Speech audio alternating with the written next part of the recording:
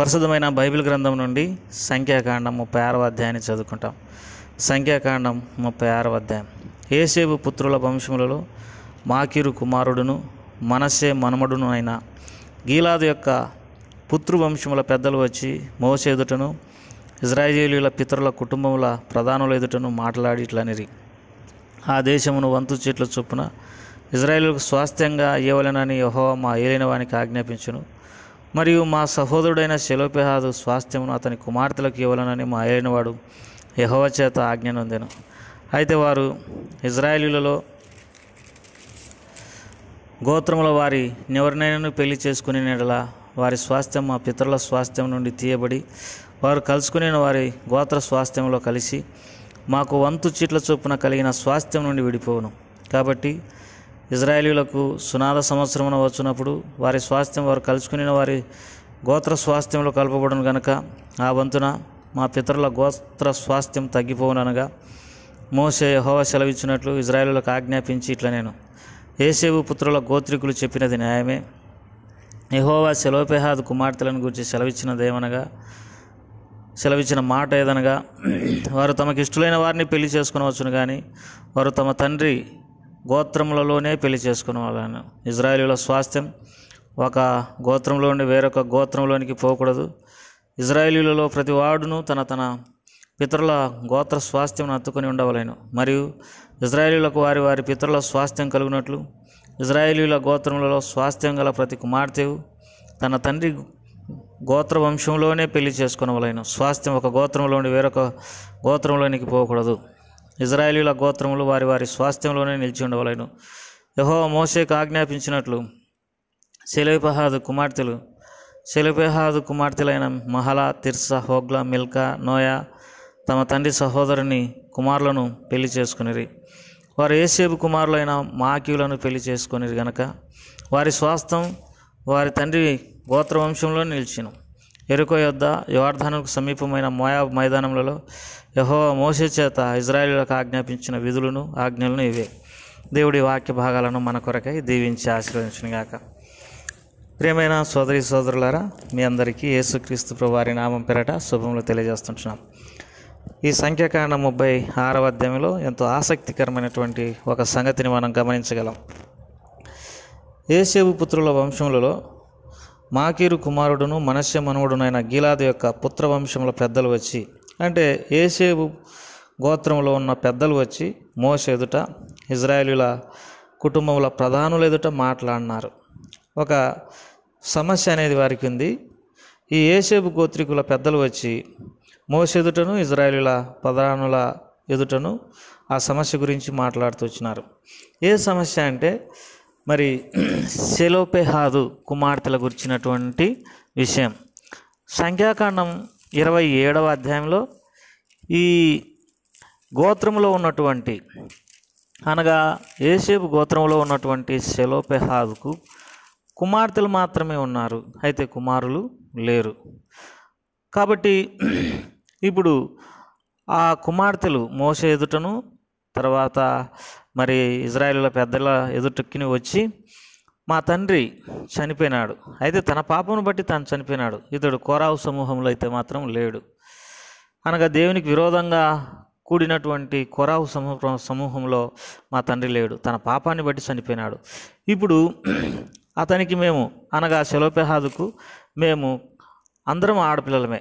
వారి పేర్లు Mahlah, Noah, Hoglah, Milcah, Tirzah అనునవి. అందరూ కుమార్తెలే. ఇప్పుడు వీరు మరి వారి తండ్రి స్వాస్థ్యాన్ని వదులుకోవాల్సి వచ్చును కదా, అనగా మగపిల్లలు లేరు మా తండ్రికి, మా తండ్రి స్వాస్థ్యము మా గోత్రంలోని వారికి పోవును కదా, ఇప్పుడు మా పరిస్థితి ఏంటిదని మోషే యొద్ద మరి ఇశ్రాయేలు ప్రధానుల యొద్ద మరి యాజకుడైనటువంటి ఎలియాజరు యొద్ద వీరు మరి గట్టిగా వాదించినారు తమ స్వాస్థ్యం కొరకై. దేవుడు కూడా వారు చెప్పింది వాస్తవమే. సెలోపెహాదుకు కుమార్తెలు లేరు కాబట్టి, కుమారులు లేరు కనుక కుమార్తెలకు ఆ స్వాస్థ్యాన్ని ఇవ్వాలని మరి దేవుడు కూడా మోషేకు సెలవిస్తూ వచ్చినాడు. మొత్తం మీద వీరు పట్టుబట్టి మరి ఆడపిల్లలు కుమార్తెలైనప్పటికీ వీరు స్వాస్థ్యం అయితే సంపాదించుకున్నారు తమ తండ్రి గోత్రంలో, తమ పితరుల గోత్రంలో అనగా ఏసేబు గోత్రంలో. వీరి పేర్లు Mahlah, Noah, Hoglah, Milcah, Tirzah అనున్నవి. ఈ పేర్లకు అర్థం ఏమిటి అని అంటే దేవుని వాక్యంలో ఈ పేర్లకు అర్థం మహలా అంటే క్షమాపణ, నోయా అంటే ఒక కదలిక, మిల్కా అంటే మరి రాణి, తిర్సా అంటే సంతోషపెట్టడము, హోగ్లా అంటే మరి మరి ఎంతో సుకుమారమైనటువంటిది. మళ్ళా చెప్తా, మహలా అంటే క్షమాపణ, నోయా అంటే ఒక కదలిక, మిల్కా అంటే రాణి, తిర్సా అంటే సంతోషపెట్టేది, హోగ్లా అంటే మరి మరి ఎంతో సుకుమారమైనటువంటి వ్యక్తి అనే అర్థం వీటి పేరు, ఈ కుమార్తెల పేరు. వీరు మొత్తం మీద మోషే దగ్గరికి వచ్చి తాము దేవుని నుండి మరి తమ తండ్రి స్వాస్థ్యాన్ని వారు పొందుతూ వచ్చినారు. ఇప్పుడు యోసేపు గోత్రంలో ఉన్నటువంటి గోత్ర పెద్దలు వచ్చి మోషే దగ్గర ఈ మాట చెప్పినారు, మా సహోదరుని యొక్క మరి కుమార్తెలు మహలా, హోగ్లా, తిర్సా, నోయా వీరందరూ ఈ 5 మరి మా సహోదరుని యొక్క స్వాస్థ్యాన్ని పొందినారు. వీరు వేరే గోత్రంలోని వారిని పెళ్లి చేసుకున్నప్పుడు ఇప్పుడు మా స్వాస్థ్యం వేరే గోత్రంలోనికి పోతుంది కదా, అప్పుడు మా స్వాస్థ్యం తగ్గిపోతుంది కదా అన్నప్పుడు మోషే దేవుని వద్ద విచారించినాడు. ఏ కష్ట సమస్య అయినా, చిన్నదైనా పెద్దదైనా మోషే ప్రతి దాన్ని దేవుని వద్ద విచారించేవాడు. తన సొంత జ్ఞానము, తన సొంత తెలివితేటలు, తన సొంత బుద్ధిని ఎన్నడూ ఉపయోగించలేదు. యెహోవా సెలవిచ్చినటువంటి మాట ఏంటంటే, యోసేపు గోత్ర పెద్దలు చెప్పింది వాస్తవమే. సెలోపెహాదు కుమార్తెలు మరి తమ తండ్రి స్వాస్థ్యాన్ని తీసుకున్నారు. వీరు వేరే గోత్రంలో ఉన్నటువంటి వ్యక్తులను పెళ్లి చేసుకోవడం ద్వారా ఆ స్వాస్థ్యము వేరే గోత్రంలోకి పోవును. అప్పుడు వీళ్ళకి అనగా యోసేపు గోత్రంలో ఉన్నటువంటి వారికి స్వాస్థ్యం తక్కువవుతుంది కనుక మరి నువ్వు ఒక మాట చెప్పు. ఈ సెలోపెహాదు కుమార్తెలు మరి తమ గోత్రంలోనే పెళ్లి చేసుకోవాలి, తమ తండ్రి గోత్రంలోనే పెళ్లి చేసుకోవాలి అని అన్నప్పుడు మరి సెలోపెహాదు తమ్మని కుమారులను ఈ 5 మంది కుమార్తెలు పెళ్లి చేసుకున్నారు. అంటే వరుసకు వీరు అన్నలు అవుతారు, లేకపోతే తమ్ముళ్ళు అవుతారు. ప్రియమైన సోదరులారా, కొన్నిసార్లు దేవుడు తాను కొన్ని పరిస్థితులను బట్టి క్షమించేటటువంటి వాడు కొన్ని పాపాలను. మరి వీరు వరుసకు తమ్ముళ్ళను చేసుకున్నా, అన్నలను చేసుకున్నా దేవుడు అది దైవ నిర్ణయం గనక క్షమాపణ అనేది దొరికింది.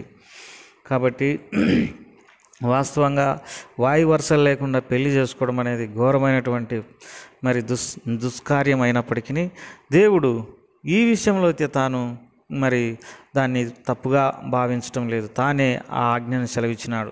కాబట్టి ఇక్కడ మనం గమనించేటటువంటి మాట ఏంటంటే మరి దేవుడు చెప్పినటువంటి ఆజ్ఞలను, విధులను మనము తప్పక గైకొనాల్సినటువంటి వారమై ఉంటున్నాం.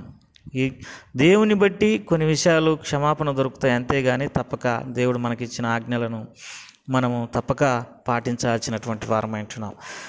ఇంకా దేవుని వాక్యంలో ఒక సంగతి మనం ఎన్నటికీ మర్చిపోకూడదు. బుద్ధిపూర్వకంగా చేసేటటువంటి పాపానికి క్షమాపణ ఎన్నటికీ దొరకదు. దేవుని ధిక్కరించి దేవునికి విరోధంగా చేసేటటువంటి పాపానికి క్షమాపణ ఎన్నటికీ దొరకదు. మరి తమ జీవితకాలంలో దేవుని నిర్లక్ష్యంగా వ్యవహరించి మరి పాపక్షమాపణ కోసం వెతుకులాడి కూడా క్షమాపణ పొందక చనిపోయినటువంటి వ్యక్తులు కొంతమంది ఉన్నారు. ఏశావు గురించి దేవుని వాక్యంలో రాయబడింది, ఒక పూట కూటి కొరకు తన జ్యేష్ఠత్వపు హక్కును అమ్మివేసిన ఏశావు వంటి భ్రష్టుడైనను వ్యభిచారి అయినను మీ మధ్య ఉండునేమో చూసుకున్నాడు. అటు తర్వాత ఏశావు పశ్చాత్తాపడి కన్నీళ్లు విడుచు శ్రద్ధతో వెతికినను అది పొంద అవకాశం దొరకలేదని రాయబడింది. ఏశావు ఎంతో కఠినాత్ముడై దేవునికి తన జీవిత కాలమంతా విరోధంగా నడుచుకుంటూ వచ్చినాడు. ఆ తర్వాత సమయం మీరిపోయిన తర్వాత క్షమాపణ కొరకు ప్రయాసపడినప్పటికీ అతనికి క్షమాపణ దొరకలే. అదే రీతిగా ఏలి కుమారుల దోషమునకు నైవేద్యం ద్వారా కానీ మరి ఏ విధం చేతనైనా క్షమాపణ దొరకదని దేవుడు సెలవిస్తూ వచ్చినాడు. ఏలి కుమారులు హోప్ని, ఫినెహాసులు వీరు కూడా మరి దేవునికి విరోధంగా నడుచుకుంటూ వచ్చినారు. కొత్త నిబంధనలో అయితే ఇస్కరియోతు యూదా మరి తాను పశ్చాత్తాపడినప్పటికీ అతనికి కూడా క్షమాపణ దొరకలేదు. కాబట్టి దేవుడు మంచివాడు, కనికరం కలిగినటువంటి వాడు, చేసిన పాపాలను క్షమించేటటువంటి వాడు. అయితే బుద్ధిపూర్వకంగా తెలిసి తనను నిర్లక్ష్యం చేస్తూ దేవుని మాటను వెనక ఇష్టానుసారంగా పాపం చేసేటటువంటి వ్యక్తుల విషయంలో తాను హృదయాన్ని కఠినపరుచుకుంటే క్షమాపణ అనేది దొరకదనేది మనం గమనించాల్సినటువంటి వారం అంటున్నాం. ఇప్పుడు ఈ సంఖ్యాకాండం 36వ అధ్యాయంలో ఈ సెలోపెహాదు కుమార్తెలు పట్టుబట్టి స్వాస్థ్యాన్ని పొందినట్టుగా మనం దేవుని వాక్యంలో ఎరుగుదము. కాబట్టి సెలోఫెహాదు కుమార్తెలు Mahlah, Tirzah, Hoglah, Milcah, Noah వీరు పట్టుబట్టి మరి తమ స్వాస్థ్యాన్ని సంపాదించుకున్నారు. ప్రియమైనటువంటి వారలారా, మనము మరి ఒక విషయంలో ఎంతో శ్రద్ధ కలిగినటువంటి వారమై ఉండాలి. ఈ లోకంలో మరి ఎన్నో విషయాలలో మానవులు మరి ఆస్తులు సంపాదించుకోవడానికి, డబ్బు సంపాదించుకోవడానికి, వెండి సంపాదించుకోవడానికి, బంగారం సంపాదించుకోవడానికి ఎన్నెన్నో రీతులుగా ప్రయాసపడతా ఉన్నారు. అయితే మనము ఏదో ఒక దినాన వీటన్నిటిని ఇడిచిపెట్టి మరి వెళ్ళవలసినటువంటి వారమే. సమాధి తోటలోనికి మనం పోయినప్పుడు సమాధి తోట శవాన్ని అడుగుతుందంట, మరి నువ్వు ఇన్ని సంపాదించినవే ఏదైనా తీసుకొచ్చినావా అంటే ఏది తీసుకురాలేదని శవం చెప్తుంది. మనం పోయేటప్పుడు ఏం కూడా తీసుకొని పోలేం. అందుకే దేవుని వాక్యంలో కూడా ఏం మాట్లాడబడింది, మనం ఈ లోకానికి ఏమి తీసుకురాలేదు, ఈ లోకం నుండి ఏమి కూడా తీసుకొని పోలేం. కాగా అన్న వస్త్రములు కలిగినటువంటి వారమై తగిన వాటితో తృప్తి పొందుదాము అని దేవుని వాక్యంలో రాయబడింది. ప్రియులారా, ఈ లోకమే శాశ్వతం అన్నట్టు ప్రజలు దేవుణ్ణి మర్చిపోయి సంపాదనలో మరి రోజువారీగా కొన్ని గంటల తరబడి శ్రమించి డబ్బును సమకూర్చుకుంటున్నారే కానీ పరలోకంలో వీరికి ధనం లేదు. ప్రియులారా, మనం ఈ లోకంలో మరి కొంతకాలం ఉంటాం కనుక మనము పరలోకంలో ధనం సమకూర్చుకోవలసినటువంటి వారమై ఉన్నాం.